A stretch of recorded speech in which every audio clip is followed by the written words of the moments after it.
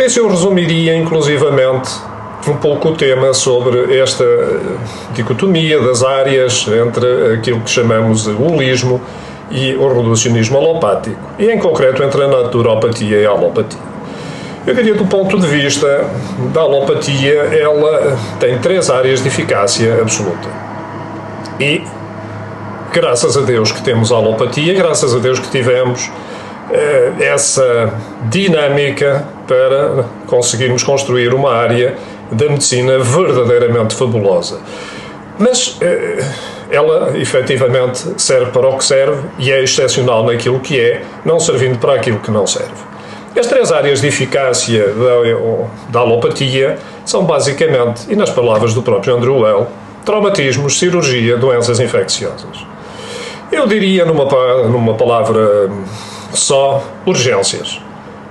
A alopatia nasce num contexto muito próprio, pouca gente sabe e também valerá a pena dizer algo sobre isso, e que tem a ver, sobretudo, com o contexto de sucessivos ciclos de guerra, nos quais, obviamente, o número vasto de pessoas feridas e estropiadas determinavam um determinado tipo de necessidades e intervenções.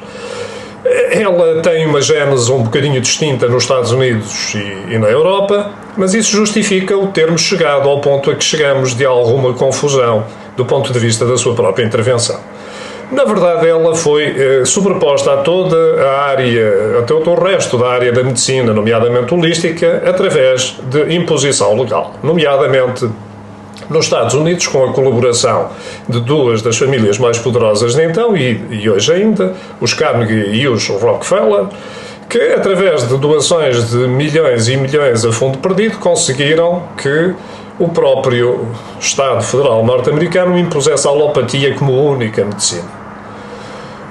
Bom, foi um contexto que se tem arrastado há mais de um século.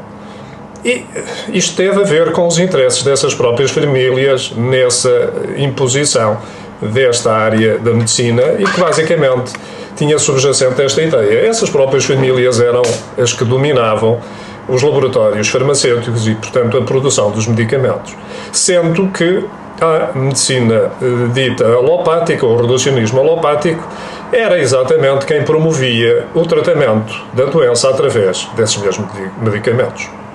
Ora, estava encontrada a fórmula de essas famílias continuarem a beneficiar de uma forma brutal de tudo aquilo que eram os gastos na saúde, mais ainda num país ultraliberal onde a saúde se paga toda do bolso dos cidadãos. A Europa, o percurso é um pouco distinto, é um percurso que nasce sobretudo com a afirmação do reducionismo alopático de uma forma mais intensa no pós-Segunda Guerra Mundial, que tem a ver exatamente com interesses também das indústrias envolvidas na produção do medicamento, mas numa contextualização distinta, porque a Europa devastada economicamente, sem recursos, não pode promover efetivamente um aceleramento de consumo e prescrição de medicamentos pagos pelos próprios cidadãos. E, portanto, tem que encontrar um meio para atingir naturalmente esse objetivo, e esse meio é a criação de algo fantástico na história da humanidade, mas aqui com algum sentido menos ético, que é o Estado Social. O Estado irá pagar aquilo que os cidadãos não podem pagar e, portanto, conseguiremos assim alimentar uma situação de medicina prescricional medicamentosa, por sua vez irá alimentar o desenvolvimento brutal de uma indústria farmacêutica que hoje é, como bem sabemos, uma das mais poderosas do mundo. E são estas motivações que levam a que toda a área do holismo tenha estado arredada do panorama de intervenção médica ao longo de décadas, proscrita, perseguida, maltratada, e isto apenas com uma consequência: prejuízo para os cidadãos. Não tenhamos dúvidas, a alopatia é demasiado valiosa para merecer qualquer descrédito. Mas trata-se de uma medicina de guerra e uma medicina para a guerra. A verdade é que nós hoje vivemos contextos de constante guerra. Nós estamos, efetivamente, num tipo de vivência atual em que o risco, o perigo, entre aspas, aquilo que podíamos denominar o estado de guerra constante, é uma realidade. Desde o momento em que saímos no nosso carro de manhã para o trabalho, já estamos, efetivamente, a entrar naquilo que é um circuito de guerra, em que podemos sofrer brutais acidentes, em que podemos sofrer politraumatismos, em que podemos ter, enfim, situações como aquelas que aconteceriam quase no campo de batalha. E é aqui onde nós precisamos, efetivamente, que a alopatia preste os seus serviços e onde ela é, efetivamente, excepcional. Não vale a pena tentarmos escamotear ou denegar essa excepcionalidade que a alopatia nos trouxe nesse tratamento de traumatismos, de urgências, de tudo aquilo que são basicamente necessidades prementes de intervenção urgente em saúde. Mas as doenças que hoje acometem, sobretudo, a humanidade e que levam às maiores fatalidades, são sobretudo as doenças degenerativas.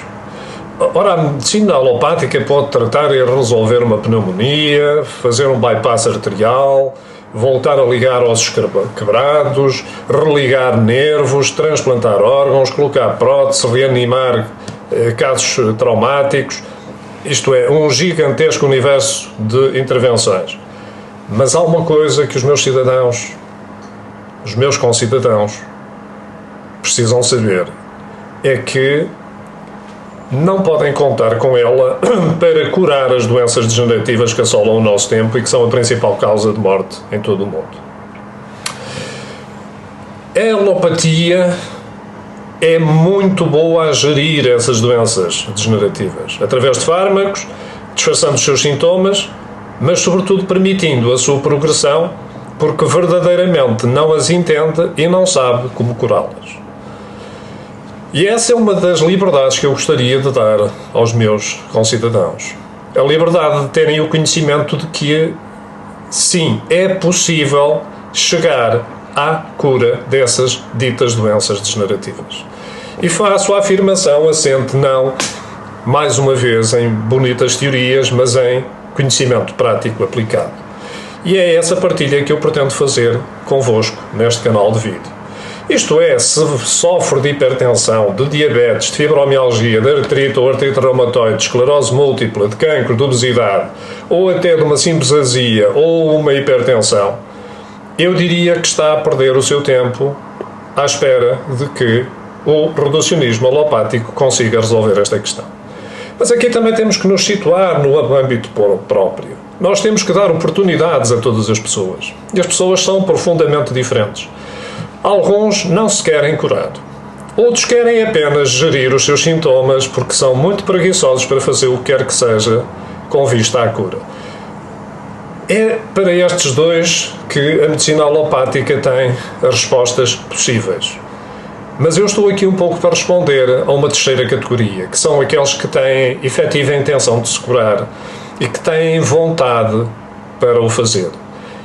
E eu diria mais, que têm o direito de ter saúde e verem erradicados os seus problemas. Não que, repito o que já disse, eu ou os meus colegas curemos quem quer que seja, mas pura e simplesmente porque temos alguma experiência sobre o caminho de levar o corpo a essa autocura. E é esse caminho que eu irei partilhar convosco ao longo dos vários episódios que teremos neste canal.